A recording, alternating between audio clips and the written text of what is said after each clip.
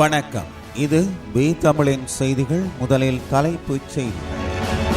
2 நாடுகளிடம் கப்பம் கோரிய முன்னாள் அமைச்சர்கள் இலங்கைக்கு ஏற்பட்ட பேரிழப்பு. கிளீன் ஸ்ரீலங்கா செயற்திட்டத்தின் கீழ் நடைபாதை வியாபாரிகளுக்கு எதிராக நடவடிக்கை. யாழ்ப்பாணத்தில் ஒரே நாளில் 2 பேர் பரிதாபமாக உயிரிழப்பு. இந்தியாவிலிருந்து இலங்கைக்கு கடத்தப்பட்ட விவசாய பொருட்கள் 3 கைது. பாடசாலை மாணவர்களை இலக்கு வைத்த கும்பல் சுற்றி வளைத்து பிடித்த விசேட அதிரடிப்படை. கிளிநொச்சியில் உயிரிழப்புகளின் பின்னர் பாலத்தின் பாதுகாப்பு சீரமைப்பு. மரண தண்டனை விதிக்கப்பட்ட துமிந்த சில்வா தொடர்பில் எழுந்துள்ள சர்ச்சை. காசாவில் இஸ்ரேல் நடத்திய வான்வெளி தாக்குதலில் 42 பேர் பலி. இஸ்ரேலுக்கு பாரிய ஆயுத கப்பலை அனுப்புகிறார் பைடன். இது பி தமிழின் செய்திகளின் விரிவான செய்திகள். கடந்த அரசாங்கங்களின் ஆட்சியின் போது நாட்டிற்கு வந்த தென்கொரிய மற்றும் ஆஸ்திரேலிய முதலீட்டாளர்களிடம் முன்னாள் அமைச்சர்கள் கப்பம் கோரியதால் தமது முதலீடுகளை கைவிட்டதாக நாட்டில் உள்ள தென்கொரிய மற்றும் ஆஸ்திரேலிய தூதுவர்கள் வெளிவிவகார அமைச்சர் விஜித ஹேரத்திடம் உத்தியோகபூர்வமாக முறையிட்டுள்ளனர். இவ்வாறு அவர்கள் கப்பம் கோரியதால் இலங்கைக்கான முதலீடுகளை இந்தியா மற்றும் வியட்நாமுக்கு கொண்டு சென்றதாகவும் அவர்கள் குறிப்பிட்டுள்ளனர். அண்மையில் வெளிவிவகார அமைச்சர் விஜித ஹீரத்தை சந்தித்து தென்கொரிய தூதுவர் மியோன்லி மற்றும் ஆஸ்திரேலிய உயர்ஸ்தானிகர் போல் ஸ்டீவன் ஆகியோர் இந்த முறைப்பாடுகளை முன்வைத்துள்ளனர். இங்கு தென்கொரிய தூதுவர் மேலும் கூறுகையில், முத்துராஜ வெலவில் இருந்து கட்டுநாயக்க விமான நிலையத்திற்கு குழாய் மூலம் எரிபொருளை கொண்டு செல்வதற்காக அழைக்கப்பட்டு திறந்த விண்ணப்பம் கோரலை தனது நாட்டை சேர்ந்த முதலீட்டாளர் வென்றதாகவும், ஆனால் தெரியாத காரணத்தால் திட்டத்தை செயல்படுத்த அனுமதி வழங்கப்படவில்லை எனவும் குறிப்பிட்டுள்ளார். அரசாங்கத்தின் கிளீன் ஸ்ரீலங்கா செயற்திட்டத்தின் கீழ் நடைபாதை வியாபாரிகளுக்கு எதிராக நடவடிக்கைகள் முன்னெடுக்கப்படுவதாக குற்றம் சாட்டப்பட்டுள்ளது. அதன் பிரகாரம் எதிர்வரும் காலங்களில் இலைக்கஞ்சி, பழங்கள் மற்றும் உணவுப் பொருட்களை பாதையோரங்களில் விற்பனை செய்ய முடியாது என்று போலீசார் தமக்கு அறிவித்துள்ளதாக முன்னாள் இராணுவ அதிகாரியான அஜித் ஜினசேன தெரிவித்துள்ளார். ஆத்ருகிரிய பிரதேசத்தில் நடைபாதை வியாபாரத்தில் ஈடுபட்டு ஒருவர் போலீசாரினால் கைது செய்யப்பட்டு கிளீன் ஸ்ரீலங்கா செயற்திட்டத்தை சீர்குலைப்பதாக அவருக்கு எதிராக வழக்கு தொடரப்பட்டுள்ளதாகவும் அவர் குறிப்பிட்டுள்ளார். போலீசாரின் இவ்வாறான செயற்பாடுகள் காரணமாக இனிவரும் காலங்களில் குறைந்த வருமானம் பெறும் ஏராளமானோர் பாதிக்கப்படும் அபாயம் இருப்பதாகவும் அவர்களுடைய வாழ்வாதாரம் சீர்குலையும் என்றும் அஜித் ஜினசேன தொடர்ந்து சுட்டிக்காட்டியுள்ளார். யாழ்ப்பாண போதனா வைத்தியசாலையில் கடந்த 2ஆம் தேதி எலிக்காய்ச்சல் நோய் காரணமாக 2 இறப்புகள் பதிவாகியுள்ளதாக தெரிவிக்கப்பட்டுள்ளது. யாழ்ப்பாணத்தில் கடந்த 24 மணித்தியாலங்களில் எலிக்காய்ச்சலால் பாதிக்கப்பட்டு 10 நோயாளர்கள் சிகிச்சை பெற்று வருவதாக யாழ்ப்பாண மாவட்ட பிராந்திய சுகாதார சேவைகள் பணிப்பாளர் வைத்திய கலாநிதி கேதீஸ்வரன் தெரிவித்துள்ளார். யாழில் நேற்றைய தினம் இடம்பெற்ற ஊடகவியலாளர் சந்திப்பில் கலந்து கொண்டு கருத்து தெரிவிக்கும் போது அவர் இவ்வாறு தெரிவித்துள்ளார். இந்தியாவிலிருந்து கடல் வழியாக கடத்தி வரப்பட்டு வேலணையில் இறக்கிய ஒரு தொகை விவசாய பொருட்களை இராணுவத்தினர் மற்றும் விசேட அதிரடிப்படையினர் இணைந்து மேற்கொண்ட நடவடிக்கையின் போது கைப்பற்றியுள்ளனர். தமிழகம் இராமேஸ்வரம் ஊடாக கடத்தி வரப்பட்ட எழுத்துக்கள் பொறிக்கப்பட்ட 39 மூடை விவசாய பொருட்களே இவ்வாறு நேற்று மாலை கைப்பற்றப்பட்டுள்ளன. கடத்தி பெறப்பட்ட மூடைகள் அனைத்தும் சென்னையிலிருந்து பொது சேவை ஊடாக இராமநாதபுரத்துக்கு எடுத்து வந்தமைக்கான எழுத்துக்கள் மூடைகளில் காணப்படுவதாக தெரிவிக்கப்படுகின்றன.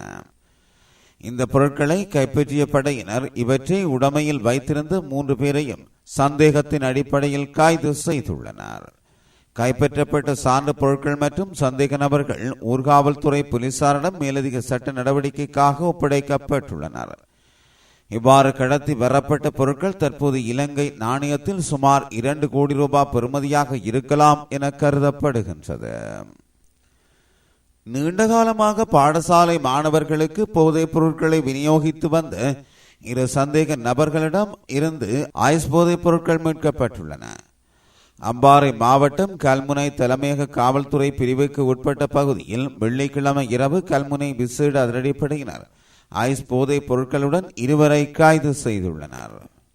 கல்முனை விசேட அதிரடிப்படை அதிகாரிகளுக்கு கிடைக்கப்பெற்ற இரகசிய தகவலின் அடிப்படையில் மேற்கொள்ளப்பட்ட சோதனை நடவடிக்கைகளின் போது 20 வயது மற்றும் 19 வயது மருதமுனை பகுதியைச் சேர்ந்த சந்தேக நபர்கள் கைது செய்யப்பட்டுள்ளதுடன் சந்தேக நபர்கள் வசமிருந்து மொத்தமாக 2460 மில்லிகிராம் ஐஸ் போதைப் பொருட்கள் மீட்கப்பட்டிருந்தன.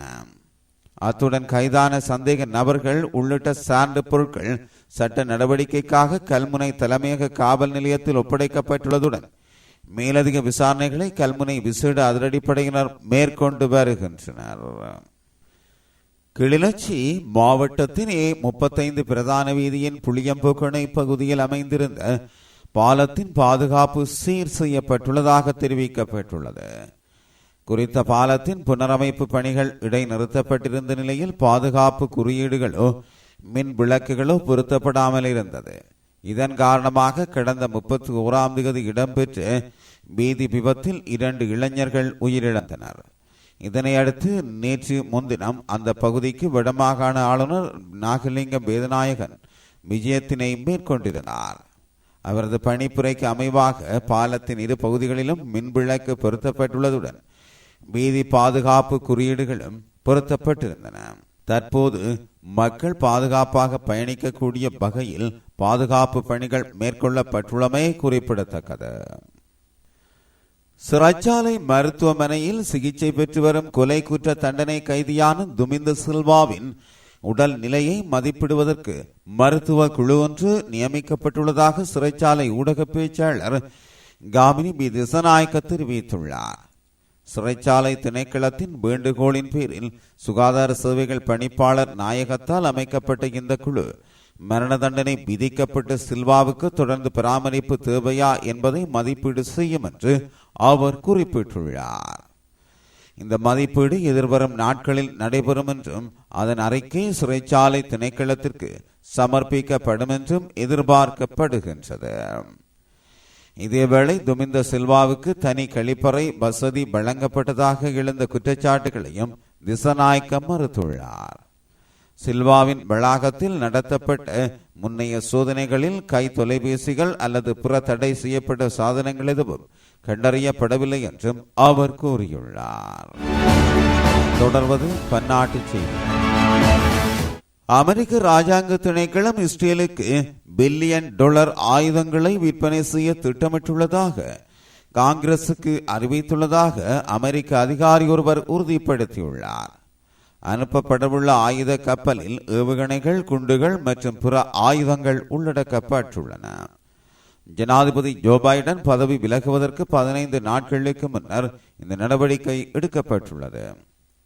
காசாவில் போரின் போது கொல்லப்பட்ட அதிகளவான பொதுமக்களின் எண்ணிக்கை காரணமாக இஸ்ரேலுக்கான இராணுவ ஆதரவை நிறுத்துவதற்கான அழைப்புகளை வாஷிங்டன் நிராகரித்துள்ளது.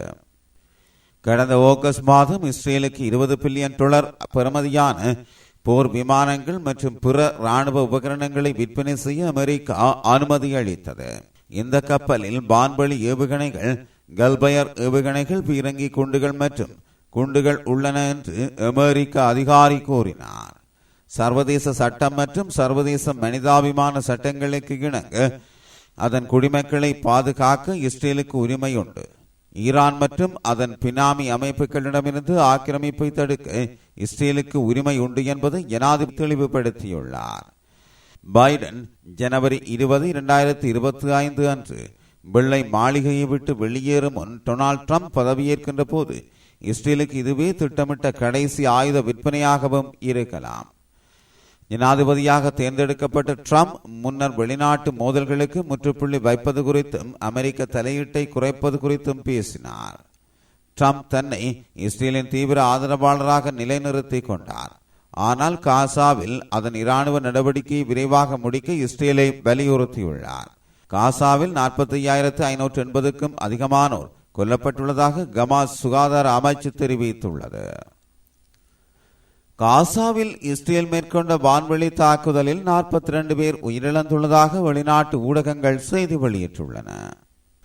குறித்த தாக்குதலானது நேற்று முன்தினம் காசா முனையின் மத்திய காசா, நுசிரத், சவாடா, மகானி, டிர் அல் பலாக் ஆகிய பகுதிகளில் மேற்கொள்ளப்பட்டுள்ளது.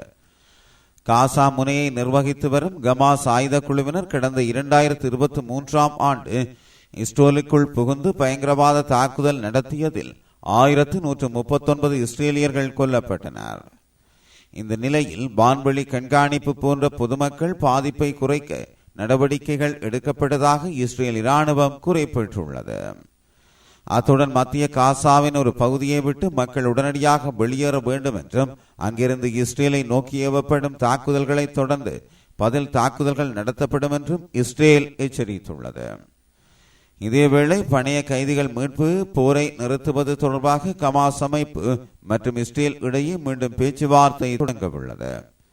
கட்டாரின் தலைநகர் தோகாவில் இந்த பேச்சுவார்த்தை விரைவில் நடைபெறும் என எதிர்பார்க்கப்படுகின்றமை குறிப்பிடத்தக்கது. இதுவே தமிழின் செய்திகள். மீண்டும் நாளை சந்திப்போம்.